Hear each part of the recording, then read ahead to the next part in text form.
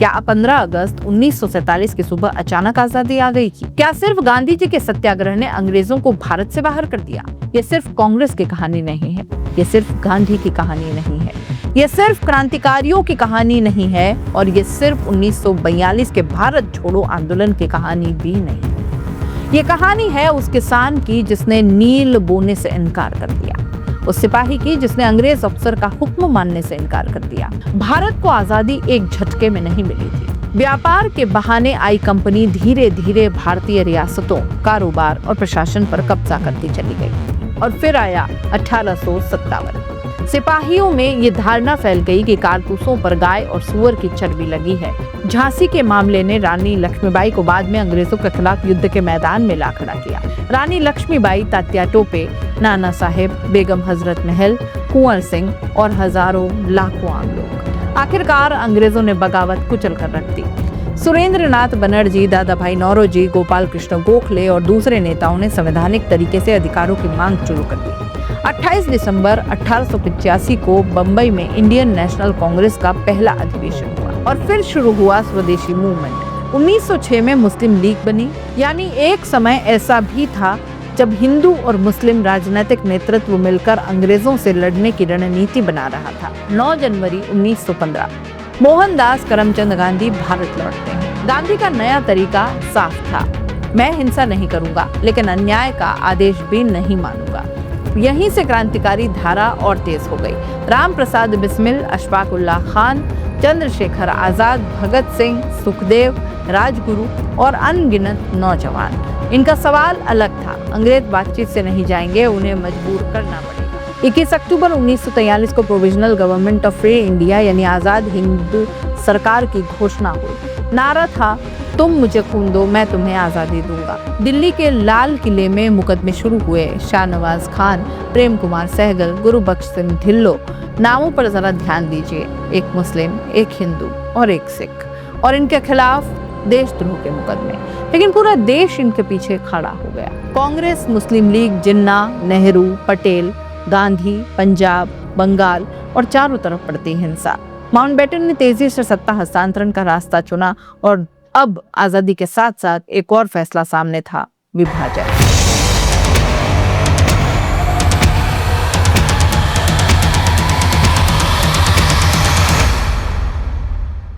अगस्त 1947 रात के अंधेरे में दिल्ली के आसमान पर एक नया सूरज उग रहा था।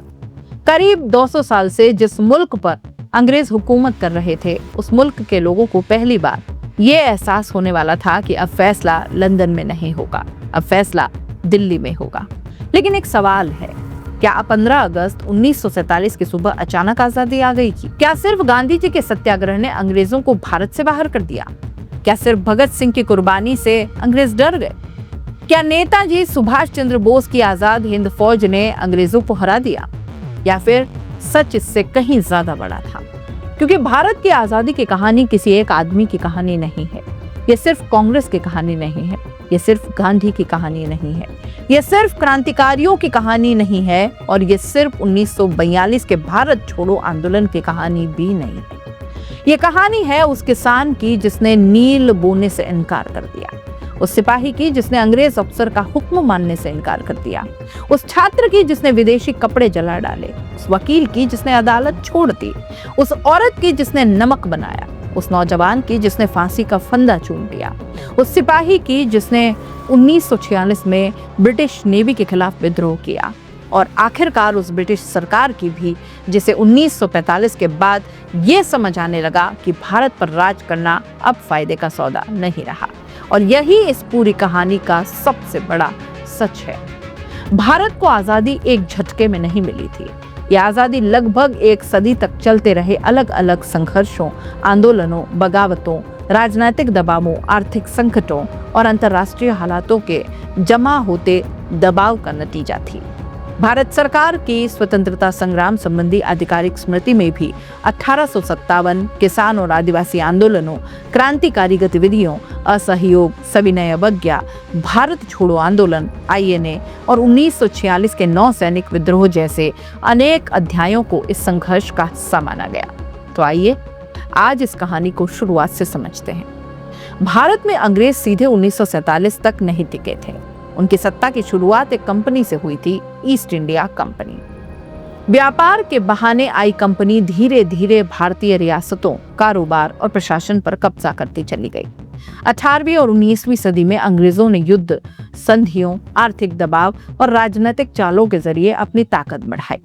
19वीं सदी के मध्य तक कंपनी की फौज में भारतीय सैनिकों की संख्या अंग्रेज सैनिकों से कहीं ज्यादा थी और यही बात आगे चलकर अंग्रेजों के लिए सबसे बड़ी कमजोरी साबित होने वाली थी। और फिर आया 1857। 1857 की बगावत का तत्काल कारण था नई एनफील्ड राइफल के कारतूसों से जुड़ा विवाद। सिपाहियों में ये धारणा फैल गई कि कारतूसों पर गाय और सूअर की चर्बी लगी है और इसे मुंह से काटना पड़ता है। हिंदू सिपाहियों के लिए गाय पवित्र थी, मां का स्थान रखती थी। मुस्लिम सिपाहियों के लिए सूअर अपवित्र था। लेकिन असली बात सिर्फ कारतूस नहीं थी, गुस्सा पहले से जमा था। कई सैनिकों को नस्लीय भेदभाव का सामना करना पड़ता था। भारतीयों को ऊंचे सैन्य पदों तक पहुंचने के रास्ते सीमित थे। कई इलाकों में जमीन और राजस्व की नीतियों से असंतोष था। कई रियासतों के विलय ने शासकों और उनके समर्थकों को नाराज किया। लॉर्ड डलहौजी की डॉक्ट्रिन ऑफ लैप्स ने सतारा, झांसी और नागपुर जैसी रियासतों पर कंपनी के कब्जे का रास्ता खोला। झांसी के मामले ने रानी लक्ष्मीबाई को बाद में अंग्रेजों के खिलाफ युद्ध के मैदान में ला खड़ा किया। फिर 29 मार्च 1857 को बैरकपुर में मंगल पांडे की घटना हुई और 10 मई 1857 को मेरठ से बड़ी बगावत भड़क उठी। सिपाही दिल्ली पहुंचे, बहादुर शाह जफर को प्रतीकात्मक नेता बनाया गया और फिर दिल्ली, कानपुर, लखनऊ, झांसी, बरेली और कई दूसरे इलाकों में संघर्ष फैल गया। रानी लक्ष्मीबाई, तात्या टोपे, नाना साहेब, बेगम हजरत महल, कुंवर सिंह और हजारों लाखों आम लोग। लेकिन 1857 आखिर जीत क्यों नहीं पाया? क्योंकि ये एक संगठित, आधुनिक अर्थों में अखिल भारतीय युद्ध नहीं था। हर जगह का नेतृत्व अलग था, साफ साझा कमांड नहीं थी। सभी रियासतें साथ नहीं आई। दक्षिण भारत और अन्य क्षेत्र अपेक्षाकृत कम प्रभावित रहे और सबसे बड़ी बात, अंग्रेजों को भारतीय सैनिकों और कुछ भारतीय शासकों का समर्थन भी मिला। आखिरकार अंग्रेजों ने बगावत कुचल कर रख दी। लेकिन 1857 हार कर भी अंग्रेज जीत नहीं पाए, क्योंकि इस बगावत ने उन्हें एक चीज समझा दी थी, भारत को सिर्फ ताकत से हमेशा नहीं दबाया जा सकता। 1857 के बाद ईस्ट इंडिया कंपनी का शासन खत्म हुआ और 1858 से भारत सीधे ब्रिटिश क्राउन के अधीन आ गया। अंग्रेजों ने रियासतों और धार्मिक मामलों में ज्यादा सावधानी बरतने का वादा किया, लेकिन असल सत्ता अंग्रेजों के हाथ ही रही। 1857 के बाद अगला बड़ा बदलाव युद्ध के मैदान में नहीं, दिमाग में हुआ। अंग्रेज खुद अपने फायदे के लिए भारत में रेलवे, टेलीग्राफ, आधुनिक शिक्षा, प्रेस और संचार व्यवस्था बढ़ाने चले थे। उन्हें लगा इससे उनका शासन आसान होगा। लेकिन इतिहास की विडंबना देखिए, जिन चीजों से अंग्रेज अपना राज मजबूत करना चाहते थे, उन्हीं चीजों ने भारतीय राष्ट्रवाद को भी मजबूत कर दिया। एक शहर की खबर दूसरी खबर तक तेजी से पहुंचने लगी। अंग्रेजी शिक्षा पाने वाले भारतीयों ने यूरोप की संसद, लोकतंत्र और नागरिक अधिकारों के बारे में पढ़ना शुरू कर दिया। उन्होंने सवाल पूछा कि अगर ब्रिटेन में जनता को अधिकार मिल सकते हैं तो भारत के लोगों को क्यों नहीं? और यहीं से एक नई भारतीय राजनीतिक चेतना पैदा होती है। सुरेंद्र नाथ बनर्जी, दादा भाई नौरोजी, गोपाल कृष्ण गोखले और दूसरे नेताओं ने संवैधानिक तरीके से अधिकारों की मांग शुरू कर दी। और फिर आता है 1885। 28 दिसंबर 1885 को बंबई में इंडियन नेशनल कांग्रेस का पहला अधिवेशन हुआ। AOU इसकी स्थापना की प्रक्रिया में महत्वपूर्ण भूमिका निभाने वाले ब्रिटिश अधिकारी थे। कांग्रेस के शुरुआती नेता अंग्रेजों से तुरंत आजादी नहीं मांग रहे थे, वे प्रतिनिधित्व चाहते थे, भारतीयों की प्रशासन में भागीदारी चाहते थे, करों और आर्थिक नीतियों में बदलाव चाहते थे, सरकारी नौकरियों में बराबरी चाहते थे और उन्हें उम्मीद थी कि ब्रिटिश संसद भारतीयों की बात सुनेगी। लेकिन धीरे धीरे ये भरोसा कहीं टूटने लगा। कांग्रेस के अंदर एक विचार उभरने लगा, क्या सिर्फ प्रार्थना, प्रस्ताव और पिटीशन से अंग्रेज मानेंगे? दादा भाई नौरोजी, गोखले जैसे नेता संवैधानिक रास्ते में विश्वास रखते थे। दूसरी तरफ बाल गंगाधर तिलक, लाला लाजपत राय, बिपिन चंद्र पाल और अरविंद घोष जैसे नेता ज्यादा आक्रामक राजनीतिक संघर्ष की तरफ बढ़ रहे थे। फिर 1905 में अंग्रेजों ने बंगाल का विभाजन किया। सरकार ने इसे प्रशासनिक सुविधा बताया, लेकिन भारतीय राष्ट्रवादियों को इसमें डिवाइड एंड रूल की राजनीति साफ दिखाई दी। और फिर शुरू हुआ स्वदेशी मूवमेंट, विदेशी कपड़ों का बहिष्कार, स्वदेशी वस्तुओं का इस्तेमाल, राष्ट्रीय शिक्षा, सभाएं, रैलियां, गीत और साथ ही साथ वंदे मातरम की गूंज। बंगाल विभाजन ने एक बहुत महत्वपूर्ण चीज कर दी। राष्ट्रीय आंदोलन पहली बार बड़े पैमाने पर जनता और आर्थिक बहिष्कार से जुड़ने लगा। बंगाल का विभाजन आखिर 1911 में वापस ले लिया गया, लेकिन तब तक राजनीति जो थी वो बदल चुकी थी। 1906 में मुस्लिम लीग बनी। 1909 में मार्ले पिंटो सुधारो ने अलग निर्वाचन व्यवस्था के जरिए मुस्लिम राजनीतिक प्रतिनिधित्व को अलग ढांचे में जगह दी और इससे आगे चलकर अलग अलग राजनीतिक प्रतिनिधित्व की बहस और गहरी हुई। लेकिन कहानी सिर्फ दूरी की नहीं थी। 1916 में लखनऊ पैक्ट हुआ। कांग्रेस और मुस्लिम लीग एक मंच पर आए। जिन्ना उस समय दोनों संगठनों में सक्रिय थे और दोनों ने ब्रिटिश शासन से राजनीतिक सुधारों और स्वशासन की मांग की। यानी एक समय ऐसा भी था जब हिंदू और मुस्लिम राजनीतिक नेतृत्व मिलकर अंग्रेजों से लड़ने की रणनीति बना रहा था। फिर आगे चलकर परिस्थितियां बदलती चली गईं, लेकिन अभी भारत की कहानी में एक नया आदमी प्रवेश करने वाला था। 9 जनवरी 1915 मोहनदास करमचंद गांधी भारत लौटते हैं। दक्षिण अफ्रीका में भेदभाव और नस्ली अन्याय के खिलाफ संघर्ष का अनुभव लेकर आए थे, लेकिन भारत आते ही उन्होंने राजनीति में छलांग नहीं लगाई। गोपाल कृष्ण गोखले ने उनसे कहा, पहले भारत को समझो। गांधी ने यही किया। उन्होंने देश घूमना शुरू कर दिया, लोगों से मिले, साथ ही साथ उन्होंने गांव देखे, किसानों से मिले और गरीबी भी देखी। और फिर 1917 में बिहार का चंपारण आया। अंग्रेजी नील की खेती के दबाव के खिलाफ किसान बहुत परेशान थे। राजकुमार शुक्ल जैसे लोगों ने गांधी को वहां आने के लिए तैयार किया। गांधी गांव-गांव गए, गवाहियां जुटाई, किसानों की शिकायतें दर्ज की और प्रशासन से भिड़ गए। गांधी का नया तरीका साफ था, मैं हिंसा नहीं करूंगा, लेकिन अन्याय का आदेश भी नहीं मानूंगा। अब यही सत्याग्रह की असली ताकत थी। गांधी हेरिटेज पोर्टल के रिकॉर्ड में 1917 के चंपारण, 1919 के रॉलेट विरोध और उसके बाद के आंदोलनों की क्रमिक भूमिका दर्ज है। और फिर अहमदाबाद मिल हड़ताल, खेड़ा और धीरे धीरे गांधी सिर्फ नेता नहीं रहे, वे आम आदमी की राजनीति को राष्ट्रीय आंदोलनों में बदलने लगे। 1919 प्रथम विश्व युद्ध खत्म हो चुका था। भारतीयों ने युद्ध में ब्रिटिश साम्राज्य की मदद की थी। उम्मीद थी कि बदले में राजनीतिक अधिकार भी मिलेंगे, लेकिन आया रोलेट एक्ट, ऐसा कानून जिसमें सरकार को बिना सामान्य न्यायिक प्रक्रिया के लोगों को गिरफ्तार और नजरबंद करने जैसी शक्तियां मिल गई। गांधी ने इसके खिलाफ देशव्यापी सत्याग्रह का आह्वान किया। 6 अप्रैल 1919 को हड़ताल हुई। साथ ही साथ और फिर पंजाब में हालात भी बिगड़ते चले गए। 13 अप्रैल बैसाखी का दिन, अमृतसर की बात है। जलियांवाला बाग, लोग वहां पर जमा थे। जनरल रेजिनाल्ड डायर सैनिकों के साथ वहां पर पहुंचा। निकास बेहद सीमित था और यहाँ गोलियां चलवा दी गई। सरकारी जांच में मृतकों की संख्या 379 बताई गई, जबकि भारतीय पक्ष और बाद के आकलन इससे कहीं ज्यादा थे। लेकिन संख्या से बड़ा एक सवाल था, क्या ब्रिटिश सरकार के अधीन भारतीयों की जान की कीमत इतनी कम थी वाकई? इसके बाद पूरे देश में गुस्सा पनप गया। रविंद्रनाथ टैगोर ने नाइटहुड छोड़ दिया। गांधी का ब्रिटिश शासन पर भरोसा तेजी से टूट गया और यहीं से भारतीय राष्ट्रीय आंदोलन निर्णायक रूप से जन आंदोलन बनने लगा था। 1920 गांधी का अगला हथियार था नॉन कोऑपरेशन मूवमेंट। साथ ही अंग्रेजों के साथ सहयोग बंद इसका मतलब था। सरकारी स्कूलों का बहिष्कार, अदालतों का बहिष्कार और विदेशी सामान का बहिष्कार भी। सरकारी सामान वापस करना, साथ ही साथ चरखा, खादी और गांव-गांव संगठन बनाने। इनमें एक और महत्वपूर्ण चीज थी, खिलाफत मूवमेंट के नेताओं के साथ सहयोग। कुछ समय के लिए हिंदू मुस्लिम एकता आंदोलन की ताकत बन गई। अंग्रेजों ने पहली बार महसूस किया कि ये सिर्फ कुछ पढ़े लिखे नेताओं की राजनीति नहीं रह गई है, अब आम जनता जुड़ भी रही थी।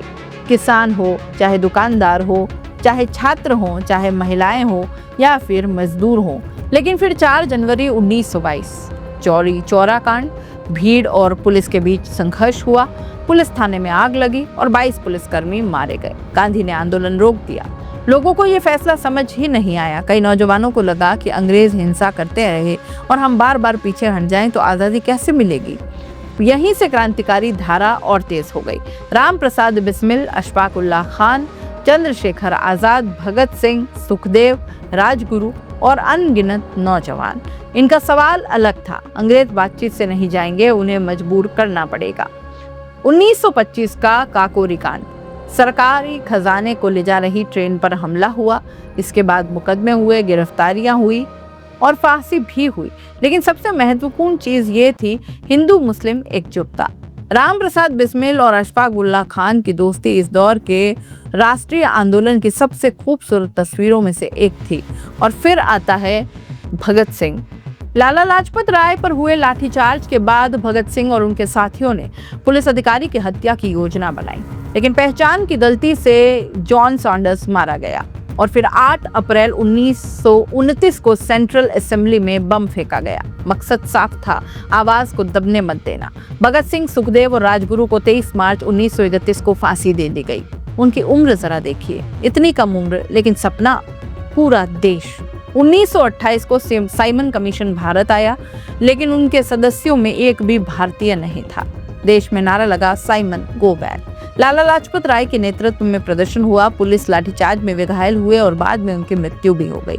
अब कांग्रेस के भीतर भी बहस तेज हो गई। क्या हम ब्रिटिश एम्पायर के भीतर डोमिनियन स्टेटस चाहते हैं या फिर पूरी आजादी? मोतीलाल नेहरू की रिपोर्ट में डोमिनियन स्टेटस का रास्ता सुझाया, लेकिन जवाहरलाल नेहरू और सुभाष चंद्र बोस जैसे युवा नेता पूर्ण स्वतंत्रता की मांग कर रहे थे। और फिर आया दिसंबर 1929, लाहौर कांग्रेस, जवाहरलाल नेहरू अध्यक्ष बने। कांग्रेस ने तय किया कि अब लक्ष्य है पूर्ण स्वराज। 26 जनवरी 1930 को स्वतंत्रता दिवस मनाने का ऐलान हुआ। ध्यान दीजिए, हमारा 26 जनवरी से भावनात्मक रिश्ता सिर्फ संविधान की वजह से नहीं है, इनका रिश्ता उस दौर से भी है जब भारतीयों ने पहली बार पूरे आत्मविश्वास के साथ कहा कि हमें अंग्रेजी हुकूमत का हिस्सा नहीं बनना है, हाँ, हमें अपना मुल्क खुद चलाना है।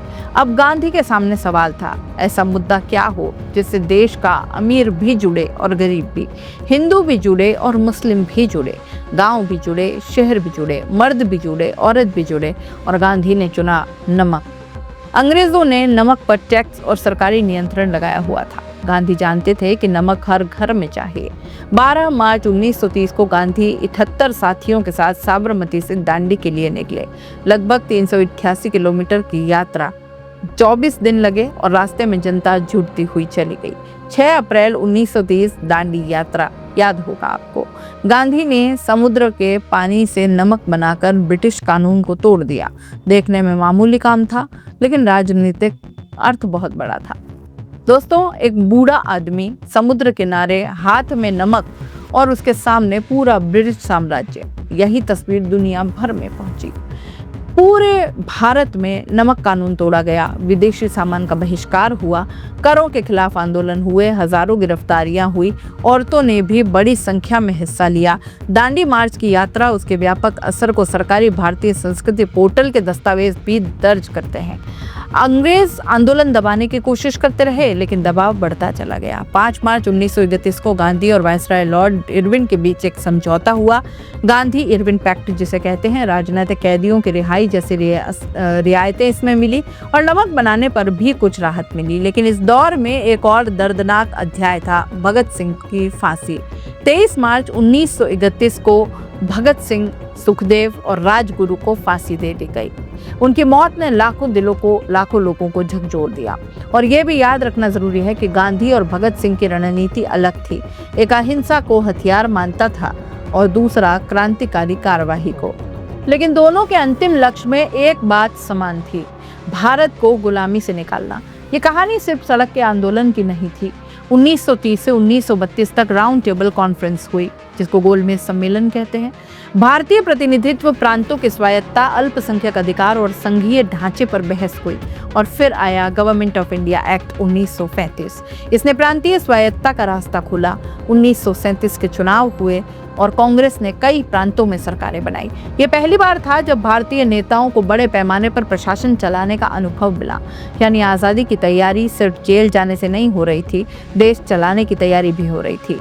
1939 यूरोप में युद्ध शुरू हो गया। ब्रिटेन ने बिना भारतीय नेताओं से सहमति लिए भारत को भी युद्ध का हिस्सा घोषित कर दिया।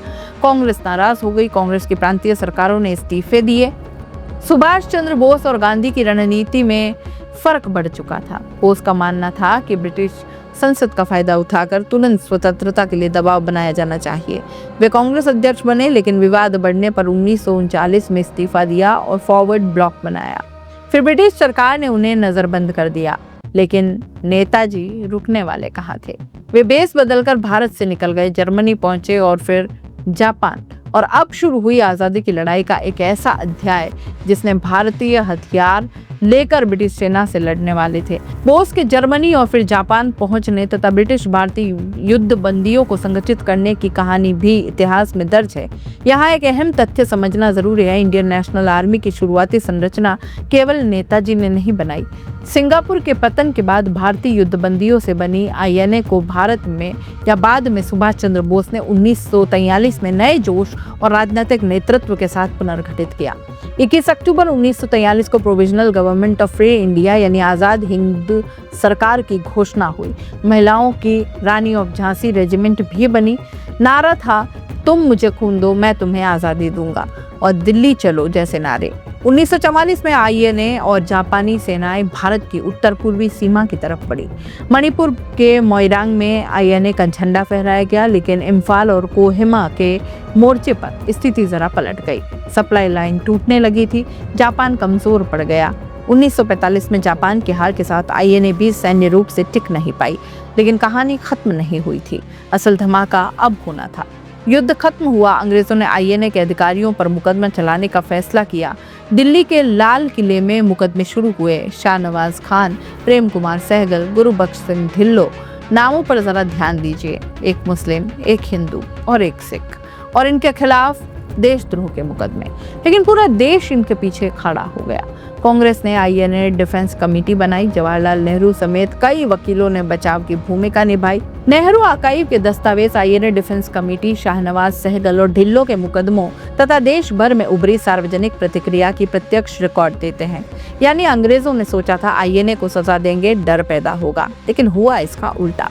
लोगों को लगा कि ये देशद्रोही नहीं, आजादी के सिपाही हैं, और ब्रिटिश भारतीय सेना के भीतर भी इसका असर पड़ा। जवाहरलाल नेहरू ने 1945 में कहा कि आईएनए और उसके मुकदमों ने सेना और भारतीय जनता के बीच एक नया रिश्ता पैदा किया था। यही बात अंग्रेजों के लिए खतरनाक थी। क्यों? क्योंकि 1857 के बाद अंग्रेजों ने अपने शासन का सबसे बड़ा सहारा बनाया था भारतीय सैनिक। अगर भारतीय सैनिक ही भरोसेमंद नहीं रहे तो फिर अंग्रेज भारत पर राज करेंगे कैसे? अब थोड़ा पीछे चलते हैं 1942 में। दूसरा विश्व युद्ध अपने चरम पर था। जापान तेजी से आगे बढ़ रहा था। ब्रिटेन को भारत की रणनीतिक और सैन्य मदद की बहुत जरूरत थी। मार्च 1942 में स्टैफोर्ड क्रिप्स भारत आया, लेकिन उसका प्रस्ताव कांग्रेस को मंजूर नहीं हुआ। कांग्रेस अब युद्ध के बाद का वादा नहीं चाहती थी, उसे तत्काल राजनीतिक सत्ता चाहिए थी। और फिर 8 अगस्त 1942 बॉम्बे, अखिल भारतीय कांग्रेस कमेटी, भारत छोड़ो प्रस्ताव, गांधी का संदेश, करो या मरो। आमतौर पर इस आंदोलन को क्विट इंडिया कहा जाता है। दिलचस्प बात यह है कि क्विट इंडिया फ्रेज के लोकप्रिय होने का श्रेय अक्सर यूसुफ मेहर अली को दिया जाता है। 9 अगस्त की सुबह गांधी, नेहरू, पटेल, आजाद और लगभग पूरी कांग्रेस नेतृत्व की पहली पंक्ति गिरफ्तार कर ली गई। अंग्रेजों ने सोचा लीडर जेल में है तो आंदोलन खत्म हो जाएगा, लेकिन इस बार कहानी अलग हो गई, क्योंकि आंदोलन नेता विहीन होकर भी फैल गया। रेलवे लाइनें बाधित हो गई, टेलीग्राफ लाइनें काट दी गई, सरकारी कार्यालयों पर हमले हो गए और कई जगह समानांतर प्रशासन के प्रयास भी हुए। महिलाएं भूमिगत नेटवर्क में सक्रिय हुई, छात्र आगे आए, गांवों में आंदोलन फैल गया और ब्रिटिश सरकार ने बेहद कठोर दमन किया। आधिकारिक भारतीय स्रोत भी 1942 के आंदोलन को व्यापक जन संघर्ष के रूप में दर्ज करते हैं, जिसमें किसान, मजदूर, छात्र और विभिन्न सामाजिक वर्ग शामिल हुए। भारत छोड़ो आंदोलन तुरंत आजादी नहीं दिला पाया, लेकिन इसने एक चीज जरूर बदल दी। अब ब्रिटिश सत्ता के खिलाफ अंतिम स्तर की राजनीतिक अवज्ञा पूरे समाज में पहुंच चुकी थी। 1945 दूसरा विश्व युद्ध खत्म, ब्रिटेन जीत गया, लेकिन हालात आर्थिक रूप से बुरी तरह कमजोर रहे। युद्ध का कर्ज था, बर्बाद अर्थव्यवस्था थी, साम्राज्य चलाने का खर्चा, और सबसे बड़ा सवाल, भारत को कितने समय तक सैन्य ताकत से नियंत्रित किया जा सकता है। भारत सरकार के रिकॉर्ड में 1942 से 1947 के बीच क्विट इंडिया, आईएनए और 1946 के 9 सैनिक विद्रोह समेत कई आंदोलनों को स्वतंत्रता संघर्ष के निर्णायक हिस्सों के रूप में सूचीबद्ध किया गया। और अब आया वो मोड़ जिसे समझे बिना 15 अगस्त 1947 की कहानी अधूरी है। 18 फरवरी 1946 बॉम्बे, रॉयल इंडियन नेवी के HMIS तलवर के भारतीय नाविकों ने खराब खाने, नस्लीय भेदभाव और खराब परिस्थितियों के खिलाफ हड़तालें की। लेकिन आंदोलन जल्दी ही बड़ा हो गया। कई जहाज, कई नौसैनिक प्रतिष्ठान और अलग अलग शहरों में समर्थन मिला। भारत के गृह मंत्रालय के स्वतंत्रता सेनानी पेंशन संबंधी रिकॉर्ड में 1946 के रॉयल इंडियन नेवी अपराइजिंग को दर्ज किया गया है, जिसमें बंबई से शुरू हुआ विद्रोह 78 जहाजों और 22 इकाइयों तक फैलने का उल्लेख है। ये सिर्फ नौसेना की शिकायत नहीं रह गई, सड़कों पर आम जनता थी, हड़तालें थी और ब्रिटिश सैन्य शक्ति के सामने सवाल था। अगर सेना और नौसेना में भी बगावत बढ़ी तो ब्रिटिश की सबसे बड़ी ताकत भारतीय वर्दी पहनने वाले सैनिक अगर अंग्रेजी हुकूमत के खिलाफ खड़े हो गए तो फिर साम्राज्य की नींव किस पर टिकेगी। अब ये एक बहुत बड़ा साइकोलॉजिकल शॉक था। अब ब्रिटेन समझ चुका था कि सत्ता हस्तांतरण की बातचीत करनी ही पड़ेगी। 1946 में कैबिनेट मिशन भारत आता है। मिशन में स्टैफोर्ड क्रिप्स, पैट्रिक लॉरेंस और एवी अलेक्जेंडर शामिल थे। इनका साफ उद्देश्य था भारत की संवैधानिक व्यवस्था का रास्ता निकालना। लेकिन सबसे बड़ी समस्या थी कांग्रेस और मुस्लिम लीग के बीच भारत के भविष्य को लेकर गहरी असहमति। कैबिनेट मिशन प्लान ने एक ढीले संघ और प्रांतीय समूहों वाला ढांचा प्रस्तावित किया, लेकिन कांग्रेस और मुस्लिम लीग की व्याख्याएं अलग थीं। विश्वास टूटता चला गया और राजनीतिक तनाव बढ़ता चला गया। कैबिनेट मिशन के आधिकारिक ऐतिहासिक दस्तावेज इसे इसी संवैधानिक संकट और कांग्रेस लीग मतभेदों की पृष्ठभूमि में रखते हैं। और फिर 1946 में अंतरिम सरकार बनी। जवाहरलाल नेहरू उसमें केंद्रीय भूमिका में आए, लेकिन कांग्रेस और मुस्लिम लीग के बीच संघर्ष खत्म नहीं हो पाया। 16 अगस्त 1946 मुस्लिम लीग ने डायरेक्ट एक्शन डे का आह्वान किया। कलकत्ता में भयानक सांप्रदायिक हिंसा भड़की, फिर हिंसा दूसरे क्षेत्रों तक भी फैली। नोआखली, बिहार, पंजाब और फिर धीरे धीरे एक बात साफ होती चली जा रही थी, सिर्फ अंग्रेजों को हटाकर समस्या नहीं रही। अब सवाल था अंग्रेजों के जाने के बाद भारत कैसा होगा। एक देश, दो देश, संघीय ढांचा, अलग पाकिस्तान। कांग्रेस एक मजबूत अखिल भारतीय केंद्र चाहती थी। मुस्लिम लीग इंक्रीजिंगली पाकिस्तान की मांग पर अड़ी हुई थी और जिन्ना ने 1940 के दशक के उत्तरार्ध में इस मांग को व्यापक राजनीतिक अभियान में बदल डाला। गांधी अभी भी विभाजन के खिलाफ थे। उन्होंने हिंसा रोकने के लिए नोआखली और बिहार तक की यात्रा की। गांधी स्मृति के आधिकारिक रिकॉर्ड में 1947 में उनके सांप्रदायिक हिंसा शांत कराने के दौरों और विभाजन का विरोध भी दर्ज है। लेकिन इतिहास अब तेजी से अंतिम मोड़ पर था। फरवरी 1947 ब्रिटेन के प्रधानमंत्री क्लेमेंट एटली ने घोषणा की कि ब्रिटिश सत्ता को भारत में जून 1948 तक हस्तांतरित कर दिया जाएगा। लॉर्ड माउंटबेटन को अंतिम वायसराय बनाकर भारत भेजा गया। ब्रिटिश संसद के रिकॉर्ड के अनुसार 10 फरवरी 1947 को एटली ने भारत को जून 1948 तक स्वतंत्रता देने की समय सीमा घोषित की और माउंटबेटन को सत्ता हस्तांतरण का जिम्मा दे दिया।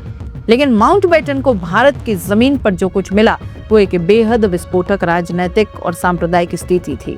कांग्रेस, मुस्लिम लीग, जिन्ना, नेहरू, पटेल, गांधी, पंजाब, बंगाल और चारों तरफ बढ़ती हिंसा।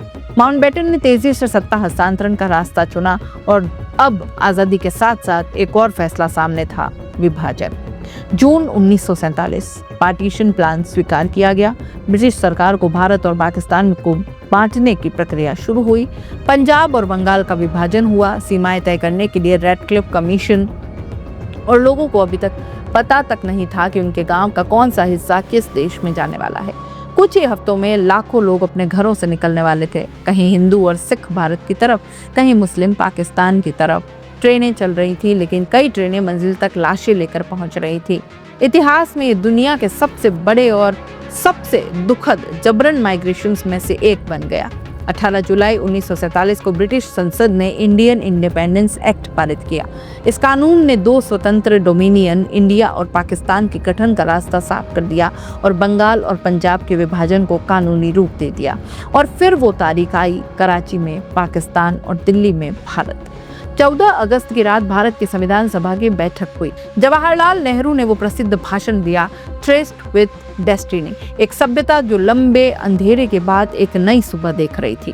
लेकिन याद रखिए, ये खुशी पूरी तरह बेफिक्र खुशी नहीं थी, क्योंकि उसी समय पंजाब और बंगाल जल रहे थे, लाखों लोग बेघर हो रहे थे, हजारों परिवार टूट रहे थे और गांधी दिल्ली में जश्न से दूर थे। वे कलकत्ता में थे, क्योंकि उन्हें जश्न से ज्यादा इंसान की जान बचाने की चिंता थी। और फिर 15 अगस्त 1947 ब्रिटिश राज खत्म हुआ, भारत स्वतंत्र हुआ। जवाहरलाल नेहरू स्वतंत्र भारत के पहले प्रधानमंत्री प्रधानमंत्री बने। लॉर्ड माउंटबेटन भारत के पहले गवर्नर जनरल रहे। ब्रिटिश संसद के अनुसार इंडियन इंडिपेंडेंस एक्ट ने भारत और पाकिस्तान के 2 स्वतंत्र डोमिनियन बनाए और नेहरू को भारत का पहला प्रधानमंत्री तथा जिन्ना को पाकिस्तान का गवर्नर जनरल बनाया गया। करीब 200 साल का औपनिवेशिक शासन समाप्त हुआ, लेकिन अब वही सवाल फिर सामने खड़ा था, भारत आजाद हुआ कैसे? फाइनल तो असल में भारत आजाद कैसे हुआ? अगर आप हमसे पूछें कि असल में भारत आजाद कैसे हुआ, तो एक लाइन में जवाब देंगे, और भारत को आजादी एक व्यक्ति ने नहीं दिलाई, यही जवाब होगा। भारत की आजादी एक लंबे संघर्ष का क्यूमुलेटिव परिणाम थी। 1857 ने दिखाया कि भारत में अंग्रेजी सत्ता के खिलाफ हथियार उठाने की क्षमता और इच्छा मौजूद है। किसान और आदिवासी आंदोलनों ने स्थानीय स्तर पर औपनिवेशिक सत्ता को चुनौती दी। प्रेस और शिक्षा ने राजनीतिक चेतना पैदा की। कांग्रेस ने राष्ट्रीय राजनीतिक मंच बनाया। स्वदेशी आंदोलन ने जनता और आर्थिक बहिष्कार को संघर्ष का हथियार बनाया। क्रांतिकारियों ने युवाओं के भीतर उग्र राष्ट्रवाद पैदा किया। गांधी ने पहली बार करोड़ों आम लोगों को राष्ट्रीय आंदोलन से जोड़ा। असहयोग ने साम्राज्य के साथ सहयोग रोकने की शक्ति दिखाई। दांडी मार्च ने एक साधारण चीज नमक को साम्राज्य विरोधी हथियार बनाया। भगत सिंह और उनके साथियों ने बलिदान की ऐसी मिसाल बनाई जिसे देश भूल नहीं सका। भारत छोड़ो आंदोलन ने 1942 में ब्रिटिश सत्ता को बता दिया कि अब देश का बड़ा हिस्सा स्वतंत्रता की मांग पर दृढ़ है। सुभाष चंद्र बोस और आईएनए ने एक दूसरी शिक्षा से ब्रिटिश भारतीय सेना की मनोवैज्ञानिक नींव को चुनौती दे दी। आईएनए ट्रायल्स ने जनता और सैनिकों के बीच एक नया रिश्ता बनाया।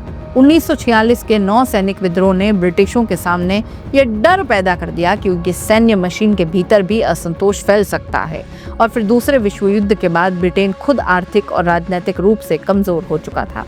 भारत पर शासन करना महंगा होता जा रहा था। ब्रिटेन के घरेलू राजनीति बदल गई और सबसे ऊपर भारत पर शासन चलाने के लिए जिस भारतीय सेना और प्रशासनिक मशीन पर ब्रिटिश निर्भर थे, उसके प्रति भरोसा भी पहले जैसा अब नहीं रह गया। यानी भारत को आजादी दिलाने वाली ताकत सिर्फ एक आंदोलन नहीं थी, ये दबावों का एक पूरा पहाड़ था, बहुत बड़ा। लेकिन गांधी की भूमिका को सही ढंग से समझिए। उन्होंने अंग्रेजों से लड़ने का अर्थ बदल दिया। पहले संघर्ष की कल्पना में तलवार थी। गांधी ने कहा, कर मत दो, विदेशी कपड़ा मत खरीदो, अन्याय का कानून मत मानो, अदालतों का बहिष्कार करो, नमक बनाओ, जेल जाने से मत डरो, और सबसे ज्यादा महत्वपूर्ण, आम आदमी को राजनीति में ले आओ। एक किसान भी स्वतंत्रता सेनानी हो सकता है, एक महिला भी हो सकती है, एक विद्यार्थी भी, एक दुकानदार भी, एक मजदूर भी, एक गांव भी, और यही गांधी की सबसे बड़ी राजनीतिक खोज थी। और भगत सिंह, उन्होंने दूसरी बात सिखाई, गुलामी को सामान्य मत मानो। युवाओं को यह एहसास कराया गया कि आजादी से बुजुर्ग नेताओं की मांग नहीं है, ये नई पीढ़ी का अधिकार है। उन्होंने अंग्रेजों को यह एहसास दिलाया कि भारतीय सिर्फ सत्याग्रह नहीं, हथियार लेकर भी साम्राज्य को चुनौती दे सकते हैं। आईएनए की सैन्य जीत अंतिम रूप से सफल नहीं हुई, लेकिन उसका राजनीतिक और मनोवैज्ञानिक असर बहुत गहरा पड़ा। आईएनए ट्रायल्स और 1946 की सैन्य असंतुष्टि ने इस सवाल को और गंभीर बनाया कि ब्रिटेन भारत पर कितने समय तक सैन्य बल से राज कर सकता है। और कांग्रेस ने दशकों तक राष्ट्रीय राजनीति का केंद्रीय मंच उपलब्ध कराया। उसमें नरम दल था, गरम दल था, गांधी थे, नेहरू थे, और साथ ही साथ पटेल भी थे, मौलाना आजाद थे, राजेंद्र प्रसाद थे, सरोजनी नायडू थी, और इसके बाहर भी हजारों आंदोलनकारी थे। उन्हें भी मत भूलिए। वे किसान जिन्होंने नील की खेती से इनकार किया, वे महिलाएं जिन्होंने जेल भरी, वे छात्र जिन्होंने संदेश इधर से उधर पहुंचाए, वे मजदूर जिन्होंने हड़तालें की, वे पत्रकार जिन्होंने प्रतिबंध के बावजूद लिखना जारी रखा, वे आदिवासी जिन्होंने अपने जंगल और जमीन के लिए संघर्ष किया, वे सैनिक जिन्होंने अंग्रेजी सेना में रहते हुए भी विद्रोह किया, और वे परिवार जिनके लोग जेल से कभी वापस नहीं लौट पाए। 15 अगस्त 1947 को अंग्रेज भारत से चले गए, लेकिन अगर कोई आपसे पूछे भारत को आज़ादी किसने दिलाई, तो शायद सबसे ईमानदार जवाब होगा, भारत को आज़ादी किसी एक व्यक्ति ने नहीं दिलाई। इसे किसी एक पार्टी की उपलब्धि बनाना भी अधूरा है, और इसे सिर्फ एक आंदोलन का परिणाम मानना भी अधूरा है। 1857 की बगावत से लेकर स्वदेशी तक, गांधी के सत्याग्रह से लेकर भगत सिंह की क्रांति तक, कांग्रेस की राजनीति से लेकर आईएनए तक, भारत छोड़ो आंदोलन से लेकर 1946 के 9 सैनिक विद्रोह तक, किसान से लेकर सैनिक तक, मजदूर से लेकर वकील तक, और अंत में ब्रिटिश साम्राज्य की अपनी आर्थिक, सैन्य और राजनीतिक कमजोरी तक, इन सब ने मिलकर इतिहास को उस मुकाम तक पहुंचाया जहां ब्रिटेन के सामने विकल्प कम होते चले गए। और शायद यही भारत की आजादी की कहानी की सबसे खूबसूरत बात है, क्योंकि ये कहानी कहती है कभी कोई आंदोलन तुरंत सफल नहीं होता, कभी कोई बलिदान तुरंत परिणाम नहीं देता। कभी एक पीढ़ी लड़ती है और दूसरी पीढ़ी उसका फल देखती है। 1857 के लोग आजाद भारत नहीं देख पाए, मंगल पांडे नहीं देख पाए, रानी लक्ष्मीबाई नहीं देख पाए, बिस्मिल नहीं देख पाए, अशफाक उल्लाह खान नहीं देख पाए, भगत सिंह नहीं देख पाए, सुखदेव नहीं देख पाए, राजगुरु नहीं देख पाए, सुभाष चंद्र बोस भी स्वतंत्र भारत की सुबह नहीं देख पाए। गांधी ने आजादी देखी, लेकिन जिस विभाजन ने देश को लहूलुहान किया उससे उनका दिल टूट गया। इसलिए 15 अगस्त की सुबह सिर्फ जश्न की सुबह नहीं थी, वो लाखों कुर्बानियों की कीमत पर आई हुई सुबह थी। और इसी वजह से जब 15 अगस्त 1947 की सुबह तिरंगा पहली बार स्वतंत्र भारत के आसमान में फहराया गया, तो उसके पीछे सिर्फ एक झंडा नहीं था, उसके पीछे 150-200 साल की एक पूरी कहानी थी। एक ऐसी कहानी जिसमें हार भी थी, गद्दारी भी थी, एकता भी थी, फूट भी थी, सियासत भी थी, खून भी था, आंसू भी थे, सत्याग्रह भी था, क्रांति भी थी और आखिर में आजादी थी। 15 अगस्त 1947 भारत आजाद था, लेकिन उस आजादी की असली कीमत तारीख में नहीं लिखी, वो लिखी थी लाखों लोगों की जिंदगी में। जय हिंद।